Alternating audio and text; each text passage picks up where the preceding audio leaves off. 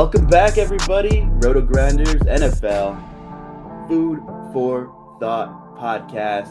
I cannot believe we are looking ahead to Week 7 this week. I am your host, the Luuch, Justin Carlucci, alongside of the Chief, Will Priester. Another week, basically in the books, my friend. How are you? I'm good, man. Quite frankly, I didn't have a great week this past week, especially in the props scene. Like, probably the worst week I've had ever. I just couldn't get anything right this week, man. Everything that I thought was going to happen just kind of did not happen, and so it's like, okay, we're back off to the races. Monday night, my props were bad. And so, Sunday night football, my props were bad. I just didn't have a good Sunday. And so I told everybody, hey, I'm hanging it up for today. Like, you just got to know when things just are not going your way. And it just did not go well for me. Like I said, probably the worst weekend I've had of props in NFL ever. And so this week, I'm almost positive that means it's going to be a nuclear week. I probably won't miss anything. And that's the way this thing goes. So really excited to come on and talk shop with everybody and have some fun. Knock down 7, get up 8. Yeah. Got to go back to the lab, my friend. And it was a crazy week. Crazy week. I say that so much, people probably get sick of me saying it, but how do you not love this league? It's so addicting. We never know what's happening next. Ever. Yeah. But our scores and odds team's been pretty good over there at SAO. We are up well over 40 units. We were entering this past week as a team, which is pretty crazy because we have so many analysts that put in so many different kinds of bets and who have different processes and everything that it's been a blast and a lot of fun. So we're recording this prior to the Broncos-Chargers primetime game. But we do which means absolutely nothing for us because that game should be a snooze fest mostly. But we do have bad news for you all. The next 3 primetime games aren't going to get much better, are they, Chief? Yeah, we did a look ahead, and Thursday night football this week is Saints Cardinals. Sunday night football is Steelers Dolphins, which is probably going to be the best game out of all of these. Pour one out for Kenny Pickett if he plays. I don't know if he's going to play, excuse me. And then Monday night is Bears-Patriots. Like, how bad could the primetime games be? Now, in their defense, I think people expected the Dolphins to be much better than they would have been. Tua is out. I think people expected the Cardinals and Saints to be better, and they're just not. So, that's the league can't help it when the product isn't coming together like they probably anticipated when they set the schedule. That's for damn sure. Everyone was high on the Broncos. But the crazy thing is, this league, sometimes things just click. And I'm not saying that's going to happen with the Denver Broncos. In fact, I'm not confident that's going to happen with the Denver Broncos.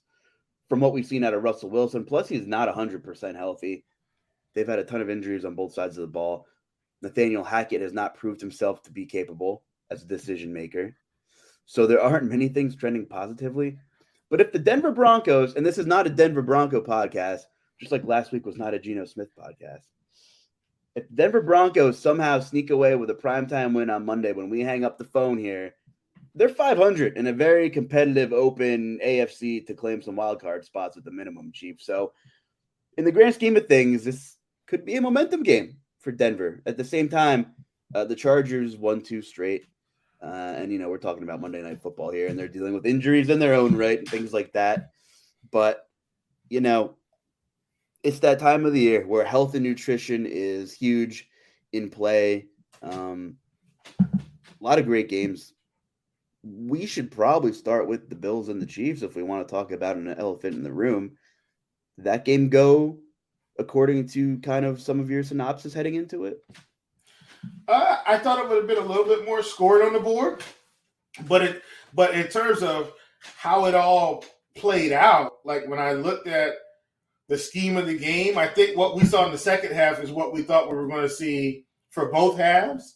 Now, I will say the yards were there. Like, I think at the end of the first half, Patty Mahomes had, I think, around 140, 150, 160, somewhere up in there passing. It's just the scores just did not come together like we thought. But in terms of the actual production from the players, of course, man, I get all my Juju Schuster props, and he goes nuts. And I knew it's like sometimes you know when a guy's too low every week, and I knew he was too low, and it just I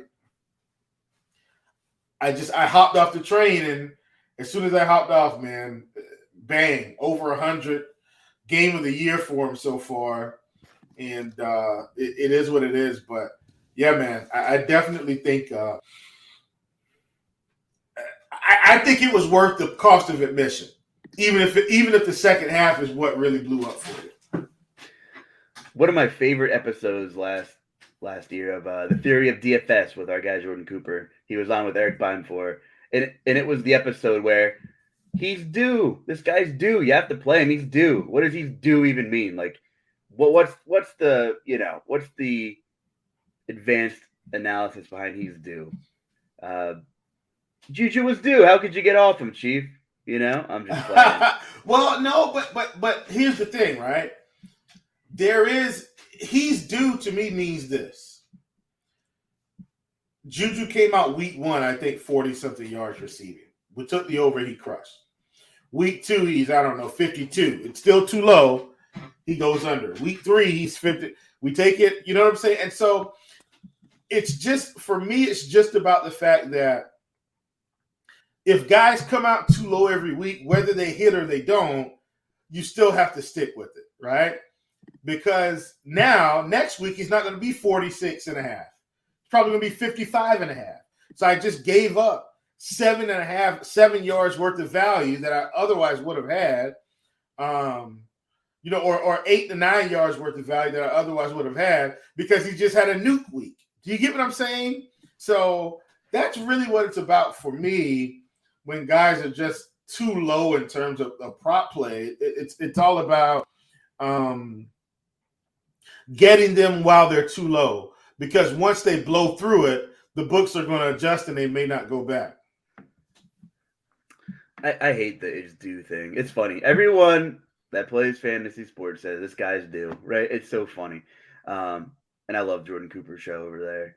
He has some great guests. I don't listen to a lot of stuff from around the industry. I listen to some of the stuff we have, but I hate getting sucked into groupthink. So it's not that I don't have any interest in listening to other people, because there's many people that are way smarter than me.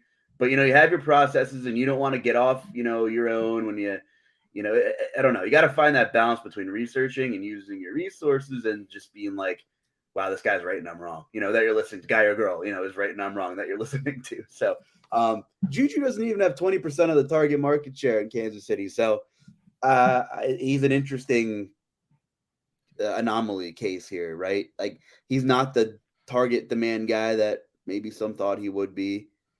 Travis Kelce, death tax is Travis Kelce. Another 100-yard game against Buffalo. They didn't get the win, but that guy just puts on against the Bills, Chief. I mean, he puts on against everybody.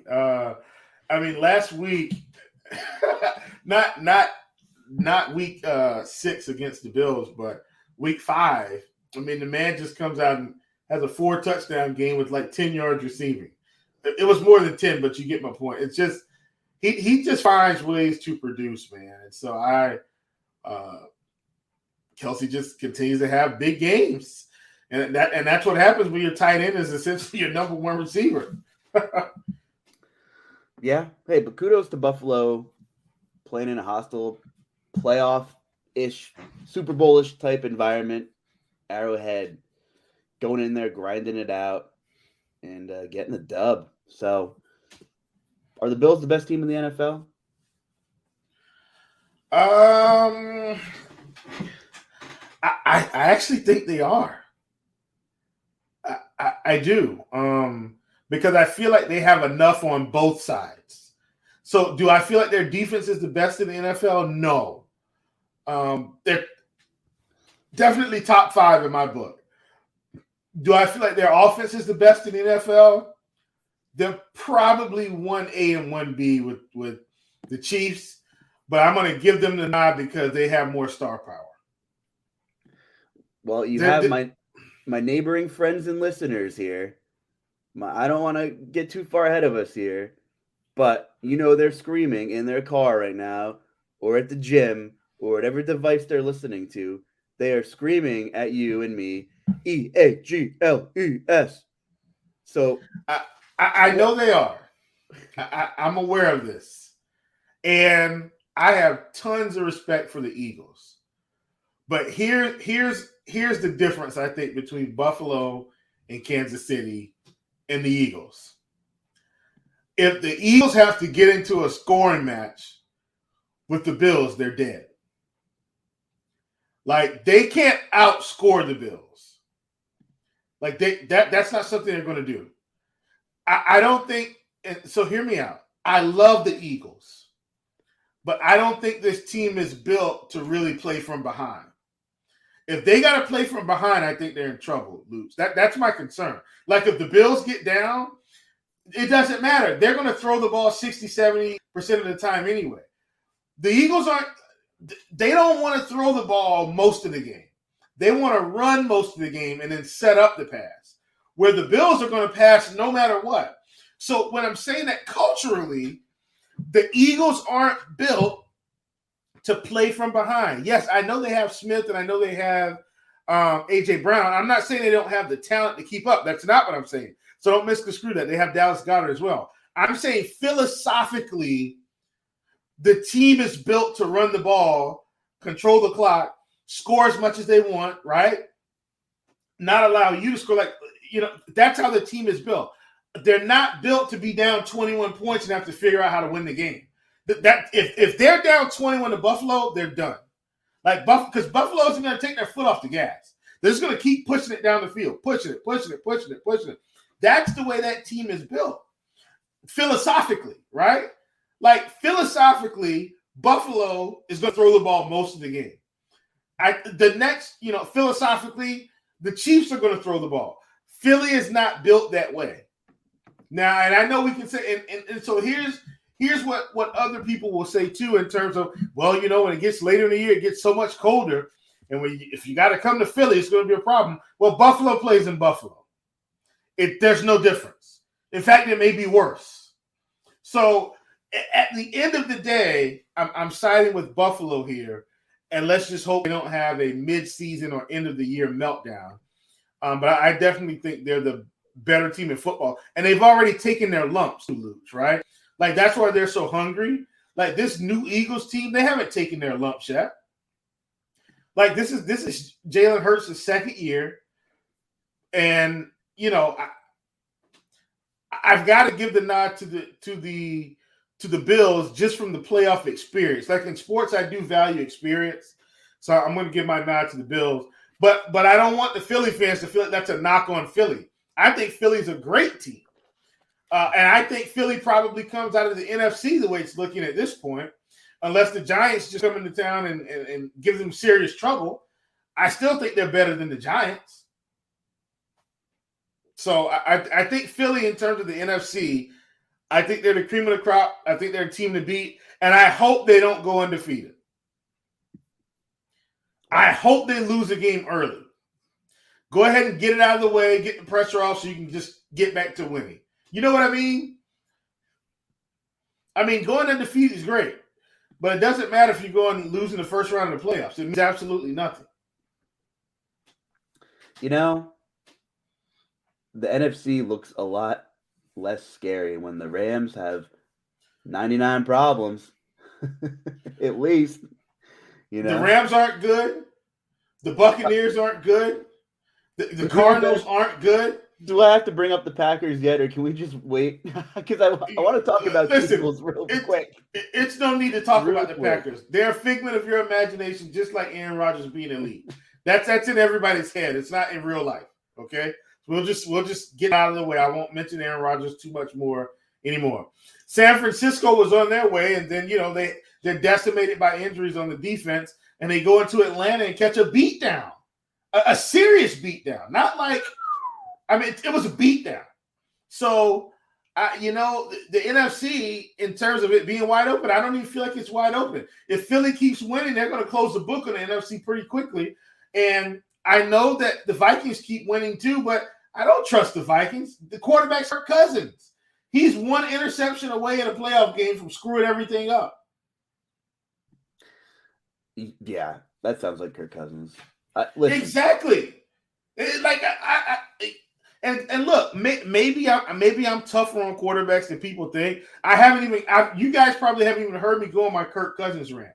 But I don't trust Kirk Cousins at quarterback. Him and Aaron Rodgers are the same to me. You know why? They can win and they can put up some numbers, but when the game's on the line, I don't want Kirk Cousins. I don't want the ball in his hands. It's an automatic interception. I want to point something out about the Eagles and how we have, I'm looking at Gridiron IQ, so that's 5 weeks of data. They didn't enter week 6 yet. So the Eagles' pass defense is pretty good. I agree it would probably be tough for the Eagles to hang in a complete shootout with Buffalo or Kansas City. The Eagles That's the thing. The Eagles can score points. They can score points. Absolutely. But I'm talking about shootout. That's what I'm talking. I'm saying they take a punch, right? The Eagles haven't really had to take a punch outside of going to Arizona and beating themselves, right? And they still won that game. I know it was Jacksonville, but the Jacksonville game, again, I said a couple weeks ago, that showed me something. They were in a bad hole early. Pick 6, first series of the game, down 14-0, I think. It was raining. That was kind of a gut check game. So, I mean, I agree. I don't think it's fair to – I mean, maybe they haven't been, down for an 8 count yet, but they definitely got slapped around a little bit. Well, here's what I'm saying. Jacksonville is not the Bills. I understand. You're right. And they're also not the Chiefs. What I'm saying is, if they go down 21 to the Chiefs or the Bills, the Bills aren't going to stop scoring points. They're going to keep pushing. The Chiefs will keep pushing. And those are two of the higher powered offenses in the league that are capable of continuing to score points as you try to recover. Jacksonville's still a young team. I didn't expect them to lose to Jacksonville. Jacksonville did exactly what we thought, right? I think we talked about it on the pod before that. I expected them to play hard, but they were also a young team, and I expected them to lose. And that's exactly what happened. So they're still trying to figure it out, I think, in Jacksonville. And when I say young, of course, I know Marvin Jones is there. But I'm saying, generally speaking, that team isn't a veteran team. So, and that's the only thing I feel about the Eagles. If the Bills don't jump out on them or the Chiefs don't jump out on them early, I'm saying if it was a Super Bowl situation and it's 17-10 at halftime, that's in the Eagles' wheelhouse. But if it's 28-7, I'm hanging it up on the Eagles if they have to face one of those offenses. That's all I'm saying. No, it makes sense. I'm just looking at Gridiron IQ, and we have 5 weeks of data in here. The Eagles' pass defense has been pretty good. Again, I know they haven't played a powerhouse Bills or Chiefs-esque type team, but they're basically essentially top third of the team in yielding pass success, and they were very aggressive on Monday night. I know we didn't see the best of throws from Cooper Rush, but we did see some tremendous individual cornerback play. We saw a couple of fantastic plays. Darius Slay and Bradbury, I thought, were really good. The Eagles, you look at the front four, Brandon Graham, Fletcher Cox, Hargrave, and, of course, Jordan Davis is a monster. Pretty good name recognition there. The linebackers, okay, if you're an Eagles fan, you know that Roseman and Laurie don't invest in linebackers. It's probably been 50 years since he invested any high equity on a damn linebacker in Philadelphia. And you guys know exactly what I'm talking about. Their linebackers aren't fantastic. I like the front, and I like the secondary they have there. According to Gridiron IQ, the Eagles aren't great at defending gap run. And I'm wondering if that actually fits the bill for them to maybe bode well in a potential matchup against Kansas City or Buffalo, because those teams don't run the football. So I don't know. Listen. I mean, nobody ever fares completely well against the Bills or the Chiefs. But when you're talking about when is the Eagles' first loss going to be, I don't know. I'm starting to think maybe it's going to come from a run-oriented team. And I'm looking at the schedule. The Colts are a zone run team. Playing in Indy isn't great, though. I don't know. I think maybe they beat Indy. Green Bay, I couldn't tell you. That should be an interesting game. Oh, stop it. Stop it. Just Tennessee, stop it right now. I don't know. Tennessee's going to run the ball. They're not losing to Green Bay. Like, just stop it. Is Green Bay better than Tennessee? No. Could Tennessee beat the Eagles? And I'm not trying to be a homer. I'm looking at teams who are going to try to establish the run, if that's maybe where the Eagles are a bit vulnerable. And I'm looking at this data before yesterday's game, right? So they were bottom third in the league against gap runs. And let's see here. Let me just bring up Dallas. Dallas isn't really a gap run team; they're a zone run team. But Dallas averaged over 5 yards a carry last night against Philly. Can you beat the Eagles on the ground a little bit here, Chief? Maybe. Yeah, you can if you get it going. Here's what I will say that I think is going to help the Eagles. They're on a bye this week. Yeah, and either one of their cornerbacks or safeties hurt his hand last night, and it's going to be good for him to not have to play this week and have that extra week off and try to get recovery. And for Lane Johnson I think he left with a concussion as well. So you get what I'm saying? Like, they could not have asked for a better week to have a bye. These guys come back mostly healthy. I think it's definitely going to help them get rolling, like as they try to, close off the back half of their season. I totally agree. I agree. Eagles are rolling right now. They're taking care of business. So taking care of business. Can't take anything away from the Birds. What a time in Philadelphia. The Phillies are doing their thing here, Chief. The Eagles. Yeah, they are. Here's what I will say. In terms of the schedule, I don't think they're anywhere near losing, maybe until the Tennessee game. But if they beat Tennessee, I actually think their biggest challenge is going to be December 11th at the Giants. Like that's if they haven't lost by then, that's going to be their challenge, I think, especially if the Giants are still rolling. You get what I'm saying? Like that, to me, that is their big challenge against the Giants, because the Giants are going to play pretty good D as well. And, it's a division game, and it's one of those rock'em sock'em games where it ends like 17-10 or 17-14, 17-16, something crazy. You know what I mean? That's kind of how I feel about the schedule.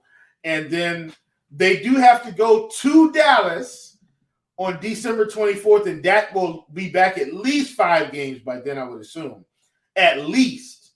So when they play Dallas again, it's going to be a totally different feel than what they had playing against Cooper Rush. So, and that's another division game. So that's how I feel about the Eagles. I do think they're going to continue to be successful. I definitely think they are the best team in the NFC East. And who would have thought that the NFC East would be carrying the NFC in week 6 heading into week 7? Nobody. There's so many headlines we could talk about. I don't know where you want to go next, but I'm having a bit of an identity crisis issue with the New England Patriots. Who are they? Absolutely just demolished Cleveland on the road. After they had a gigantic win against Detroit in a huge shutout, and we were really ripping the Lions. But to come out in back-to-back weeks and do this against 2 NFL teams, yes, the Lions are still an NFL team. Yes, Cleveland is missing some important parts, but they've been very formidable. That same Browns team, played a very competitive game with the Chargers last week. So who are the New England Patriots? Here's what I will say. I don't think so. To me, hear what I'm saying. And I'm going to do a Cowboys comparison. Okay? Cowboys comparison here.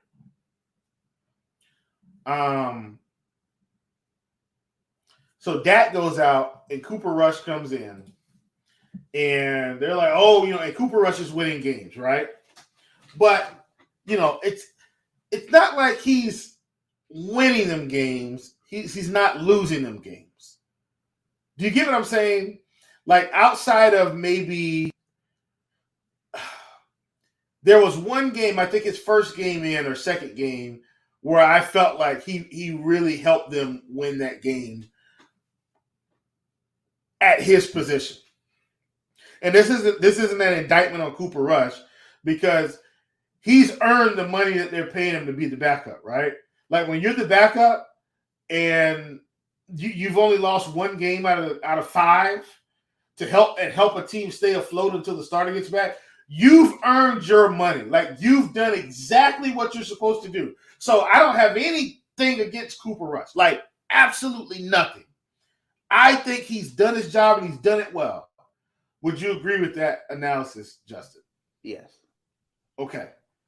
Now let's move to Mac Jones and Zappy. Here's the difference, I think, in this scenario. Does this team seem to play better right now with Zappy at quarterback? Because I don't think the Cowboys play better with Rush at quarterback. But he's not going to lose them a lot of games. I think this team plays better with Zappy at quarterback. What do you think about that, Justin? Because to me, it's a similar scenario. But didn't Zappy throw for over 300 yesterday or something crazy?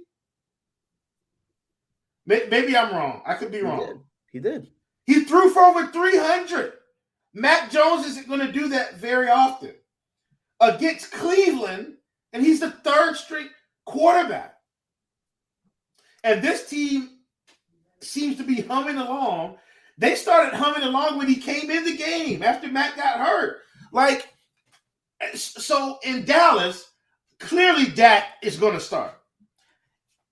In New England, I don't see how you ever bring Mac Jones back at this point until Zappy has a meltdown. I mean, so, okay, fool me once against Detroit, okay. Fool me twice against Cleveland, and Cleveland isn't good, but they're better than Detroit. Or maybe they're not. We'll find out. But the Patriots get the Bears this week.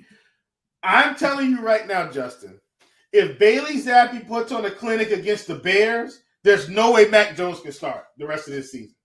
Zappi has now earned and taken the job. I can't argue with that, Will, since we're on a first-name basis today. I will say this. That score is a little inflated. Cleveland had 4 turnovers, 2 fumbles lost, 2 picks. You're not going to win any games in the league. Turn the ball over 4 times. No, they I get it. It doesn't take anything away from the play of Zappy. It doesn't matter what the score is. I just, within the last 5 minutes, New England had a 1-play 19-yard drive for a touchdown and a 3-play 8-yard drive for a touchdown. And earlier in the game, they had a 40-yard drive for a touchdown. They were gifted a lot of field position. Cleveland definitely shot themselves in both feet. But I'm saying that's the score. That still doesn't take away Zappy having over 300 yards passing. That didn't happen in the last part of the game. You're right. You're right. The guy had over 300. Like, he was torching them. Yeah. And he hit like 8 different receivers. Like, I mean, putting on a clinic. That's what I'm saying. Listen, I'm serious about this now.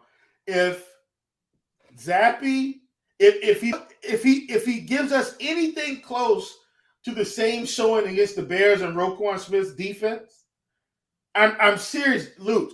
If he's anywhere near 300, if they beat the Bears 28-17, no way. I mean, Mac Jones has got to ride the bench the rest of the year and become the backup. There's no way he can come back. I don't see it. I'm okay with that. Big takeaways. Yeah. Oh, go ahead. And that's nothing against Mac Jones. It's just, these are the facts. Like, the team is fun again, it seems. Ramondre season. I mean, listen, man. Do you want to talk about the New York Jets going into Lambeau and Sauce Gardner wearing a cheese head exiting the stadium or anything. The Jets are 4-2.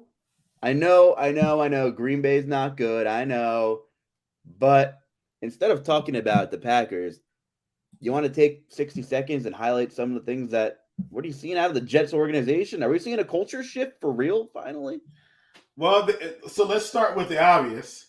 And the obvious is you don't fire a first-year coach after one bad season that was ravaged with injuries, right? So let's start there.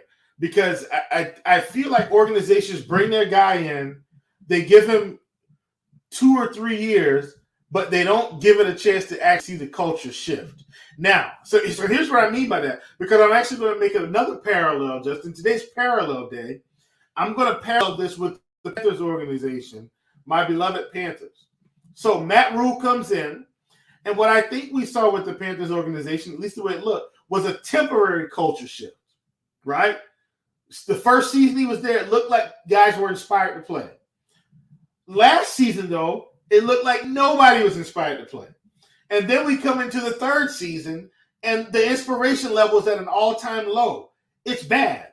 It's really bad. So Matt Rule has to go. Now, we go over to the Jets, Justin. In the first season, and I'm looking up while we're live here, what their record was last year. New York Jets record 2021. Their record was 4-13. Okay? 4-13. Not great, had some injuries. But the question is, was there a culture shift? Right? Was the culture shifting enough to make an impact? And based on the record, based on some of the games I can remember, it's like, maybe not.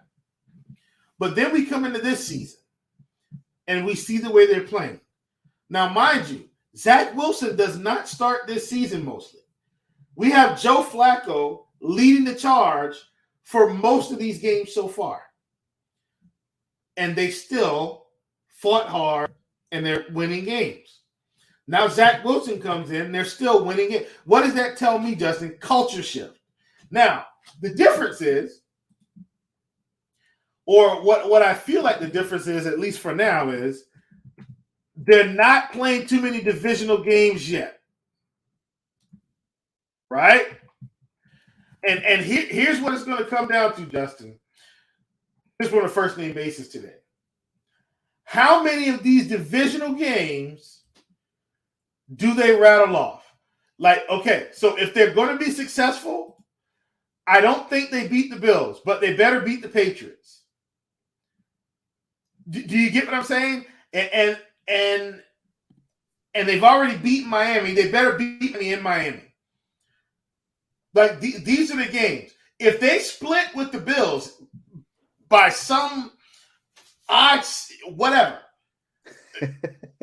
however it happens, if they split with the Bills and they're continuing to win, like, now we're on to something here. We've got some sauce in our garden. Play on words there. But do you get what I'm saying about the Jets? Like, we've got to see them win in the division now, because they're winning outside of the division. But they've still got to play the Patriots twice. They beat Miami, so don't get me wrong. 40-17, big win. They've still got to play the Patriots twice. They've still got to play the Bills twice. Can they split with both of those teams? I don't think they can split with the Bills right now. I do think they can split with the Patriots, and if so, that would be huge for this organization this season.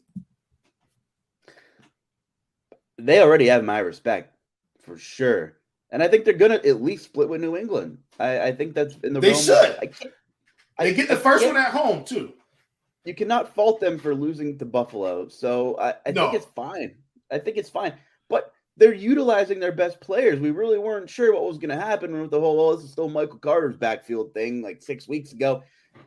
Thank you, Jets personnel, for giving Breece Hall the football. He's averaging like 17 and a half opportunities. He's out-touching Michael Carter 2-1 almost the last 2 weeks overall, which is fine. And Michael Carter is still a fine complimentary running back, I think. But Breece Hall's the real deal. And sometimes things make sense. Green Bay is the worst team in the league at yielding rushing success. What did the Jets do? They went into Lambeau. They ran the snot out of the football in a miserable weather-looking game up there. Breece Hall looked explosive. He did the damn thing. He's going to finish as a top 12 running back, barring any health and fantasy. I really like that they gave this kid a chance, and they got the ground game. They exploited the weakness of Green Bay. They were totally fine in time of possession. Aaron Rodgers doesn't have that firepower to bail him out anymore, like Devontae Adams could at most times here. And let me tell you this, the Jets front seven is more than formidable. They got some good young talent there. They play hard, and they really just rally to the football. It's not an analytical take. It's what I'm seeing. And the team's playing. They're playing hard. So they did what they should have done. They took advantage of Green Bay on the ground. Breece Hall looked incredible. And listen, they're going to be competitive. It does. Let me ask you this, Luuch. They're going to be in the hunt for the wild card, my friend. Let me ask you this. So they're 4-2 right now, right? 4-2. I think that's the record. Yeah, 4-2. Do you think this team can pull off another upset on the road against the Broncos this week? I do. Yeah, short week for Denver. Absolutely. Okay, so let's say they win that game. They're 5-2. They get the Patriots at home. After Coin flip, winnable. I'm going to give them that game. They have to split with the Patriots this year if they're going to make some noise. I'm going to give them that game. 7-2. Then get the. Well, hear me out. Right? Hear me out. Uh-huh. We can skip the whole meat of this schedule. We can skip the Bills twice, etc. Two of their last 3 games of the year two of the last 4 games of the year are Detroit and Jacksonville at home. Would you? Jacksonville isn't going to be easy. They're going to be, but the Jets should be slight favorites in those games, barring anything ridiculous. They should beat the Lions, and if they're still playing really well, they should beat the Seahawks on the road. And they still have the Bears on the schedule. They have plenty of winnable games on the schedule. That's what I'm saying. Like, yep. So that's why I was trying to tally up the wins, because I think we're at 7-2 if we give them the Patriots. Give them a loss to the Bills, 7-3. I'm going to give them a loss to the Patriots on the road. That's 7-4. I'll give them a win at home against the Bears. That's 8-4. Believe it or not, I think they can beat the Vikings. I don't trust the Vikings, but because they're on the road, I'm going to give them a loss. 8-5 at the Bills. 8-6. Lions at home. 9-6. Jaguars come to the Jets. 10-6. Jets on the road at the Seahawks. I think they can beat them. 11-6. And then Jets at Dolphins. Miami is always a tough place to play in January. I don't know why these northern teams struggle when they go down there. Probably because of the heat. But if the Dolphins haven't put the pieces together, I'll give it to them. I think this team, just adding it up piece by piece, 11-6, or 10-7. I feel like that's close enough. And if that's the case, that's a winning.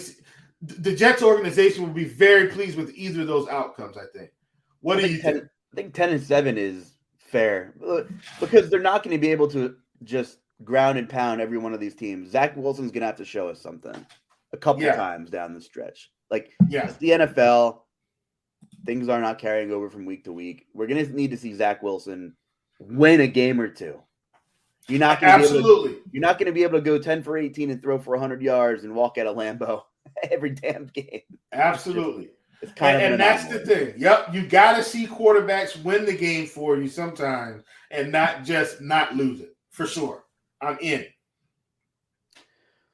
So one more I want to look at is we got to talk about the other team that plays in MetLife and the Baltimore Ravens, who cannot get out of their own way and keep pissing down their own legs in the fourth quarter.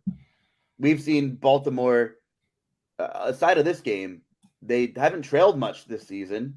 And, they're a 500 team. And I just feel like they've left a lot on the table for sure.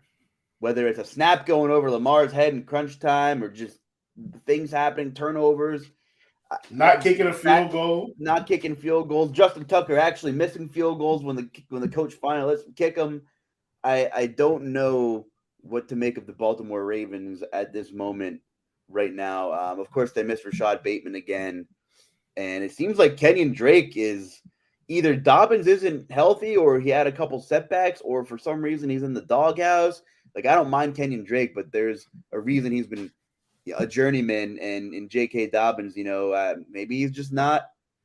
He had multiple gruesome leg injuries that he came back from, and which is awesome. But running backs don't always fare the best coming back from ACLs and etc.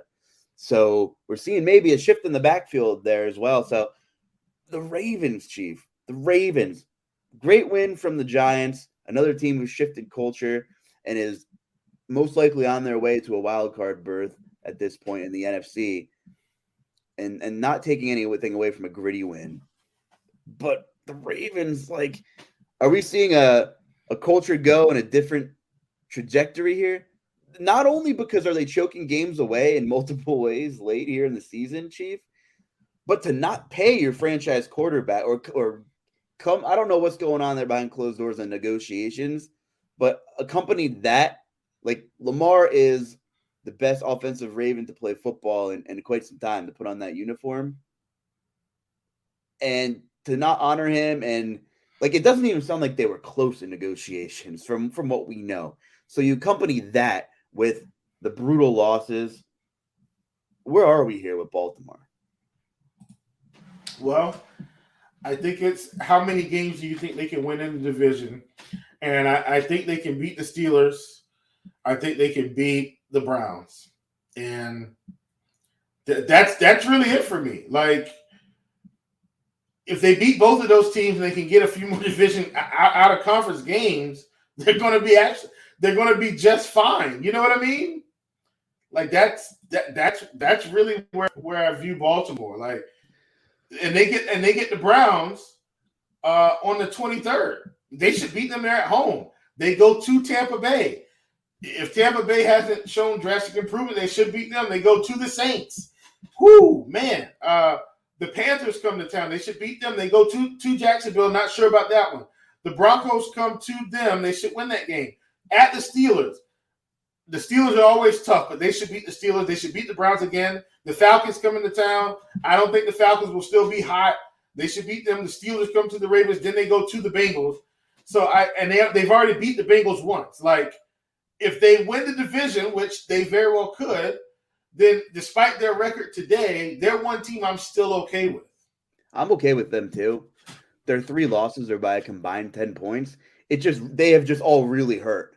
Those were some painful losses. Yeah. So we'll see if Harbaugh has this locker room, Chief. I know you're not the biggest fan of my guy over there. Not my guy, but I'm not the biggest fan because I think he makes suspect calls with the best field goal kicker in the league.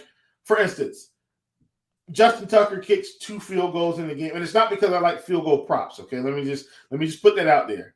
Because I don't play Justin Tucker props for what it's worth. Because I know Harbaugh is going to screw us. I learned that last season. And perhaps he's turning a corner.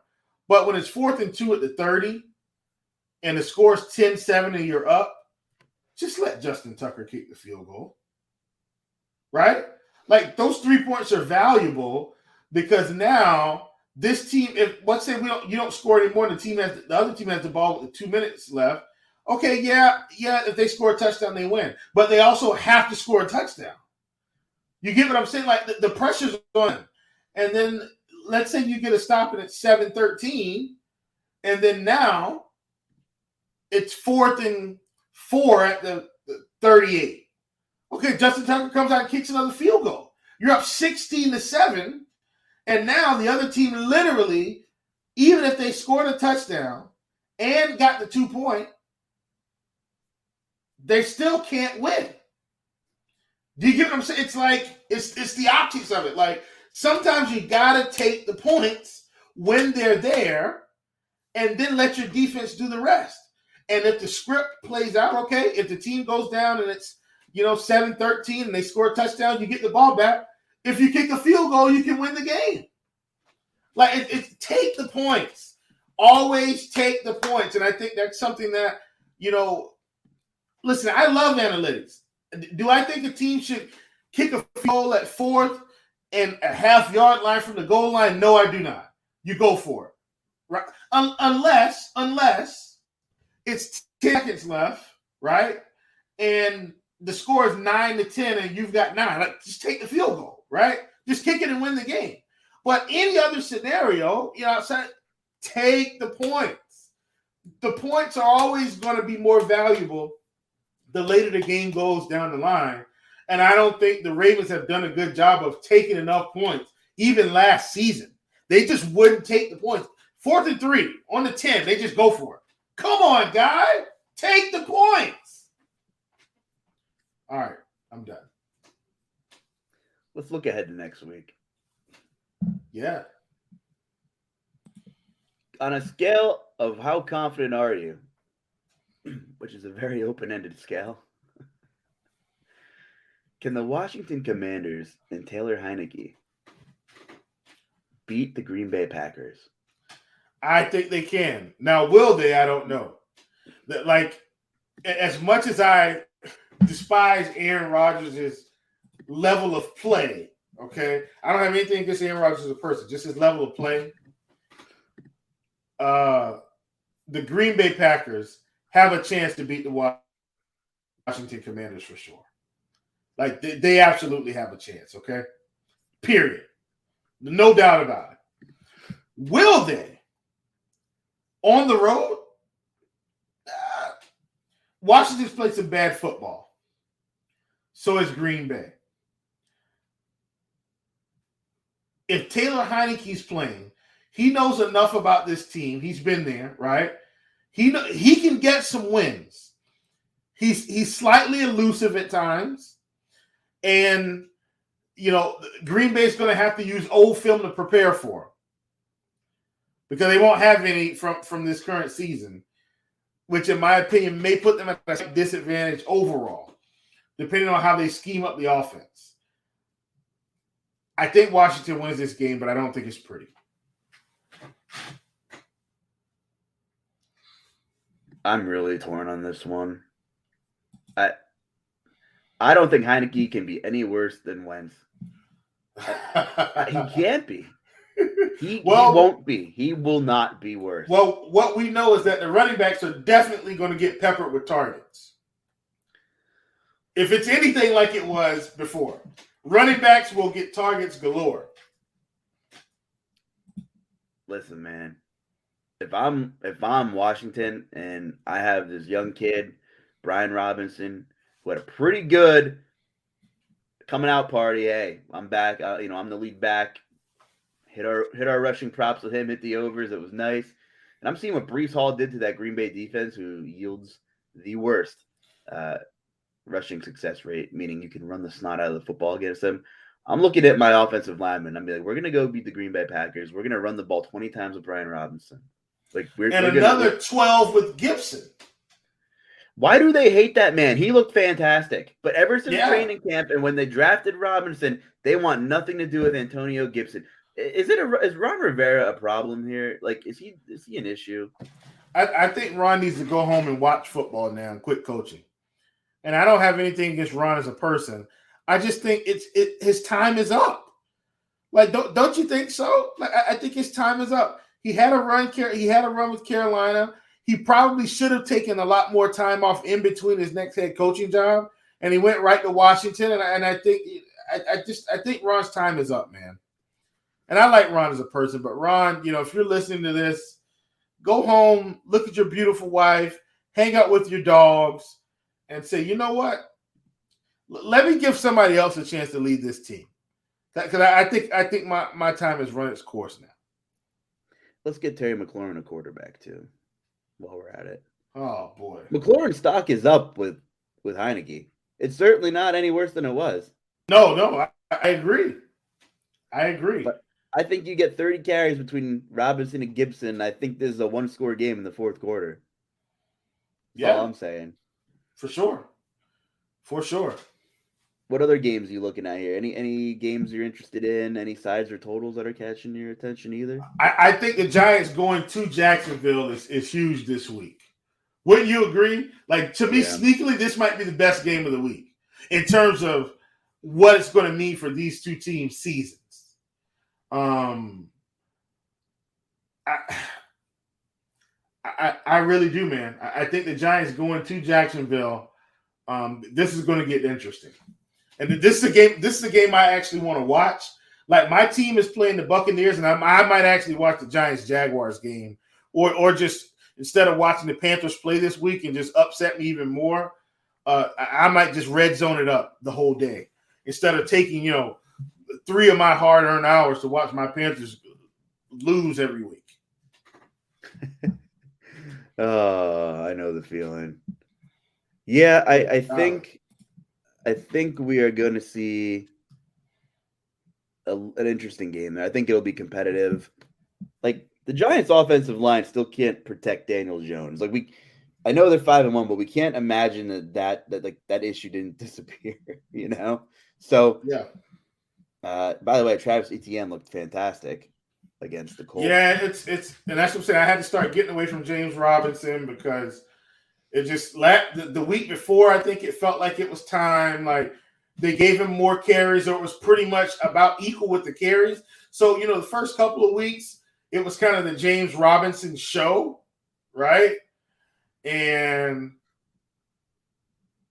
then Travis Etienne just kind of had a big week, and so now we'll see how it goes. Like, yeah, Jags are current 3-point favorites at home, 42.5 total, which probably feels about right. I feel like it's going to be kind of ugly there. Like, I feel like this is a 24-20 game at best, so I don't really have a lean on the total, and I'm probably not taking a side either, but it just feels right. Like, and let me say this too, feels right. Luuch. I meant to say this, so I'm really sorry. But, the Jaguars lost to the Commanders week 1, beat down the Colts, beat down the Chargers, lost to the Eagles, and then lost to the Texans, and then lost to the Colts again. Like, they're going to be hungry to win this week to try to get this ship back on track. Because if they can win this week, they may be able to win 2 more games in a row after that. So, as good as they've played overall and haven't been losing by a lot, I think their youth is beginning to show in these losses. Oh, man. That Giants schedule is so soft. Beginning of a 2-game road trip for the Giants at Jacksonville, at Seattle. They get to come home and play the Texans and the Lions in back-to-back games too. So you're looking at, like, this is a huge stretch of 4 games for the Giants, because if they somehow get to 8 or 9 wins before we're at December 1, then you're going to have an opportunity to maybe even load manage Saquon Barkley at the end of the year or something like that, or whatever it is. So this is going to be fun, and every game is vitally important for the Giants. So this is going to be a really good one, I think. Colts-Titans, another, sticking in the AFC South, another huge divisional game, in my opinion. Tennessee's 3-2. The Colts are 3-2-1. Tennessee did beat Indy on the road at Lucas Oil a couple weeks ago. Titans coming off a bye. Mike Vrabel really good with a lot of rest and a lot of time to plan. So I know the Titans are definitely Giants fans on Sunday, and if the Titans could sweep the Colts, that could be a massive sequence of events for Tennessee, I think, this week. Yeah, I think the Titans win for what it's worth. Like, seriously, I don't think the Titans lose this game to the Colts this week. They're at home. You got it, and Derrick Henry is starting to roll. Like, I don't know if people have realized it, but he started to roll. Is he not, Luuch? I mean, we've been taking Derrick Henry props. I think the past 2 or 3 weeks. I took him at 85.5 the week before. Gatlin as well. I think he's starting to get on track here. I'm not worried about the Colts shutting him down. Like, it's King Henry time. And if he can keep getting chunk plays and keep staying involved in the passing game like he has, Tennessee's got a shot to rattle off a few games and possibly even put together a couple upsets.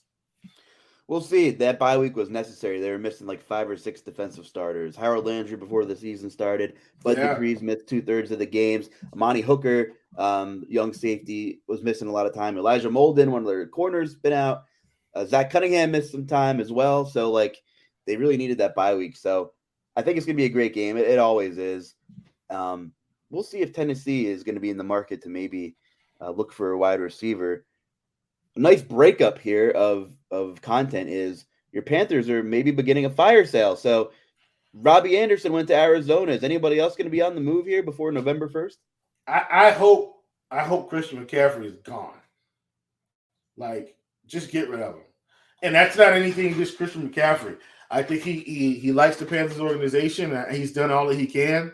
But let's get him somewhere where he can make an impact, get us some draft capital back, right? And then next year, let's start to try to rebuild this team. We're just not a fun football team, Luuch. Like, the Panthers just aren't a fun team. I mean, it's blah offense. We want a fun defense that's going to fly around, but our offense can't support that. It's not a fun team, you know? I mean, gosh, send McCaffrey somewhere fun. It really stinks when your team's not fun. I've had plenty of those days not recently, but the middle 2000s of Titans football, like between the Chris Johnson era as a fan, it's like, yeah, C2K. Do I do this every Sunday for 3 hours? And oh man, I understand. We'll see. I mean, DJ Moore's got a decent little contract, but I would figure his name's been floating around. Okay, now let me say this for what it's worth. Do you know who could absolutely use DJ Moore right now? Dallas. Yeah, they could. They could. I actually have another contender in mind. Let me do a 5-second scan of. Let's see here. Let's go with the Baltimore Ravens. They could. They could. It is an AFC team, but it's a true contender. What if I told you it's the Kansas City Chiefs? Sure. Like, they don't have they've got MVS, they've got an odd collection of receivers. They sure do. But you see what I'm saying? But you put DJ Moore on that team, and now all of a sudden, Juju Smith can go back to be. I mean, look, he had a big game the other night. But I'm saying now you've given Patrick Mahomes, he's about as close to what he had last year as ever. You give him DJ Moore and MVS for some speed and Nicole for some speed, and him and Juju and Kelsey, they're a nightmare. Now, at that point, them and the Bills, whoever wins that game probably wins the Super Bowl. Do you get what I'm saying? Can DJ Moore be an alpha wide receiver? Like, are we getting shortchanged of what we don't know what his ceiling is because of the poor quarterback play? That's what I'm telling you. Listen, when he was in Maryland, this guy was a stud. I think, and I could be wrong, but I've watched him play with Baker. I've watched him play. Like, when guys throws, you're wide open and they're throwing it over your head. You're wide open. It's too far outside, and you're having to make a miraculous catch almost time you catch the fix. It's tiring, man.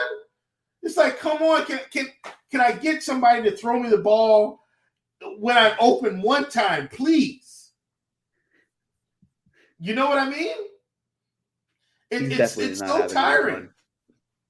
No, I would say Juju Smith-Schuster is a prototype number 2 wide receiver on a football team, like second option, right?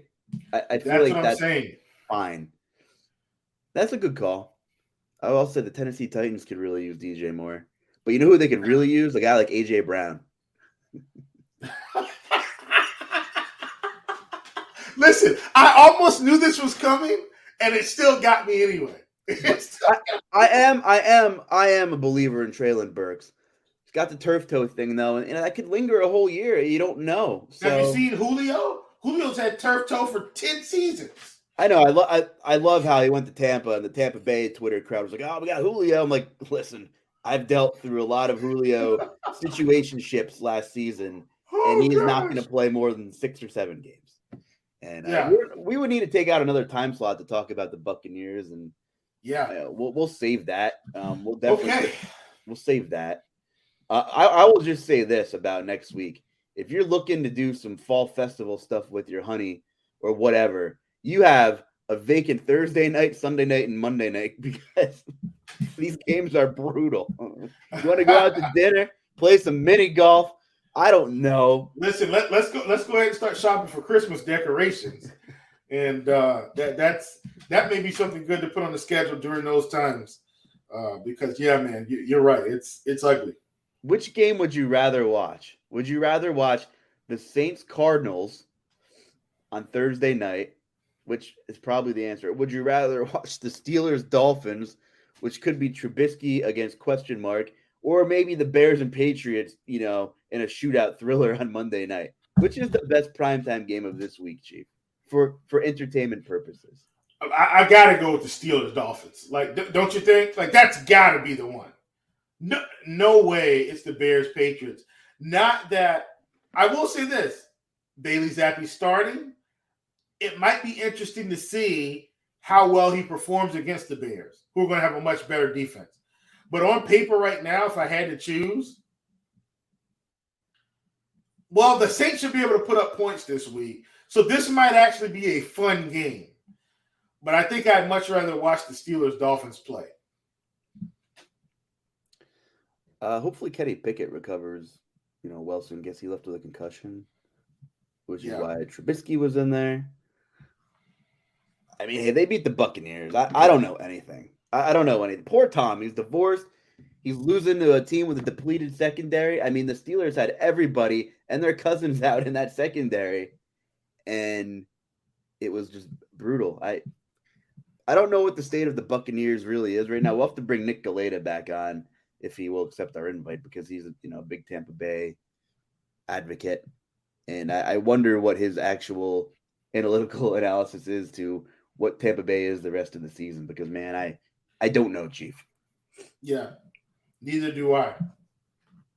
You got any story time or GPP food takes before I will have some story time. So my son went to his first homecoming dance last night. No, he went to the one last year too, sorry.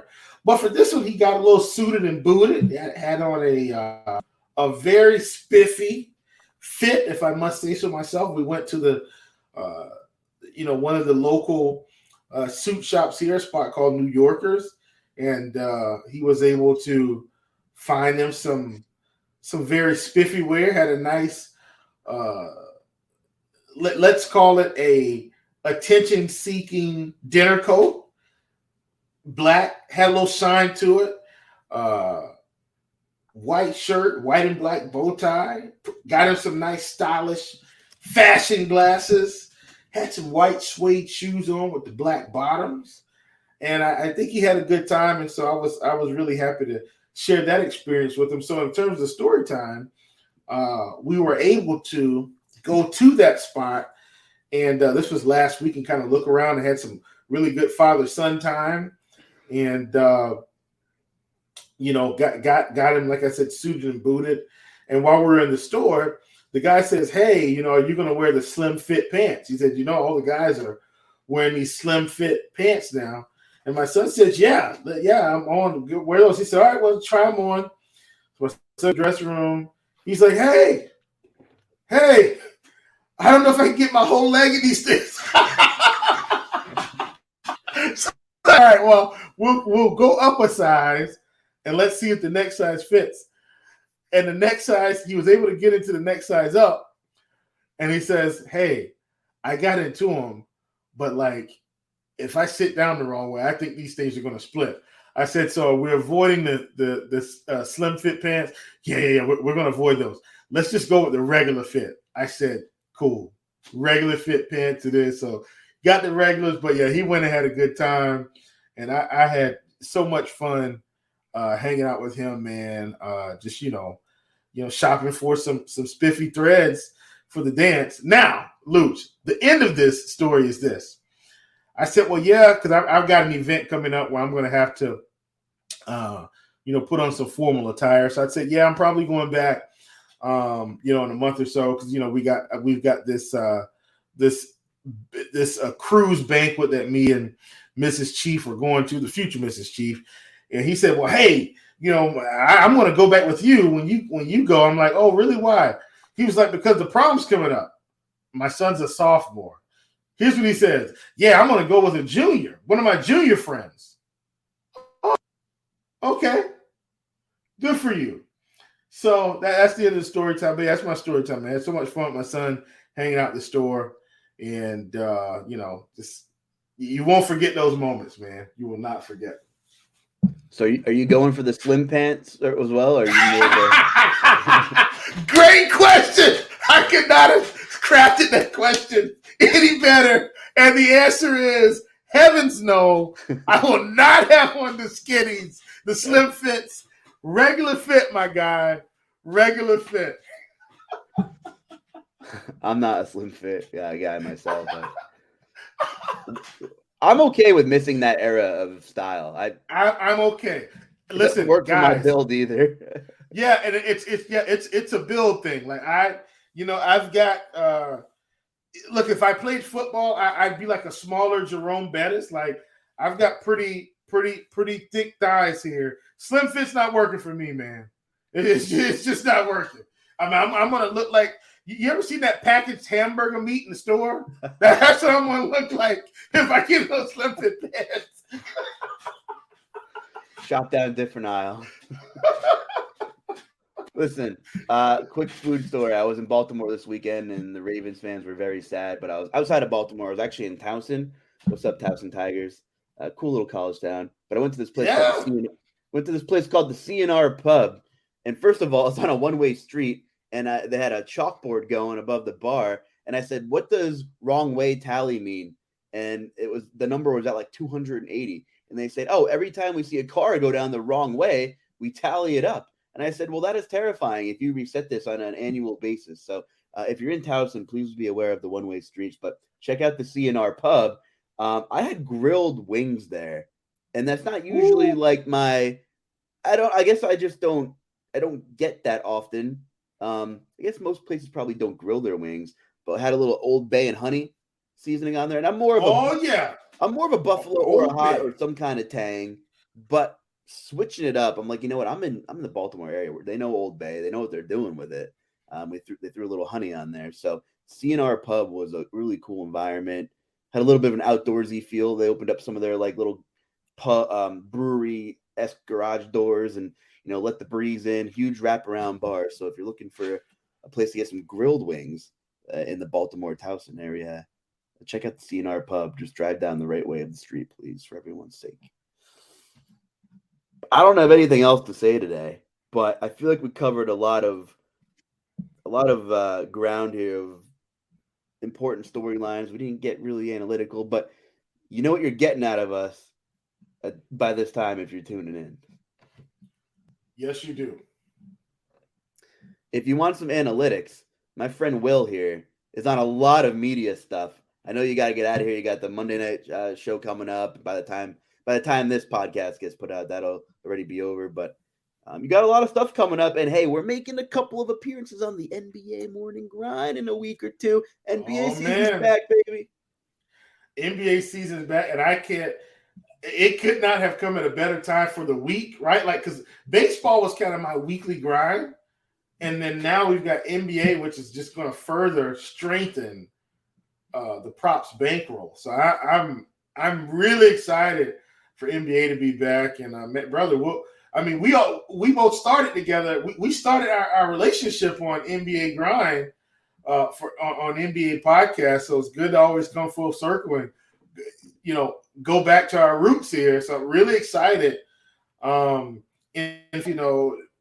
think our first couple of times, man, I wasn't losing at NBA. I wasn't hitting the big one, but I was getting 150 lineups. Like, dang. So I definitely need to be multi-entering on the days we do those shows because hopefully the big one will come. Yeah, so take this week of NFL with these horrible primetime games. Get out there and do something social, because if you do play NBA DFS, you know you got to keep those alerts on. And if you're out to eat, you're going to the bathroom to make some lineup swaps, or maybe you have a significant other that's just cool with it. And if she is, Listen, she's a keeper. So go do your thing on, this week while the NFL games are terrible. yeah, on Fridays it's date night. I'm just not playing NBA DFS. I don't care how good the slate is. I'm not touching it. Throw in some props and let it sail, my friend. That's why we talked about this. The sports betting world is here to stay, and the needle is pointing north. Yes, it is. Anything else before we head home for the holidays? No, sir. I am good, my brother. Cool. Well, thanks for tuning in. We hope we provided some entertainment here on a middle of October week already. Pretty soon it'll be Halloween, and we are getting into the teeth of the NFL schedule. So without further ado, we'll let you get out of here. For the Chief Will Priester, I'm the Luuch, Justin Carlucci. Thanks, stay safe, and have a good week, everybody.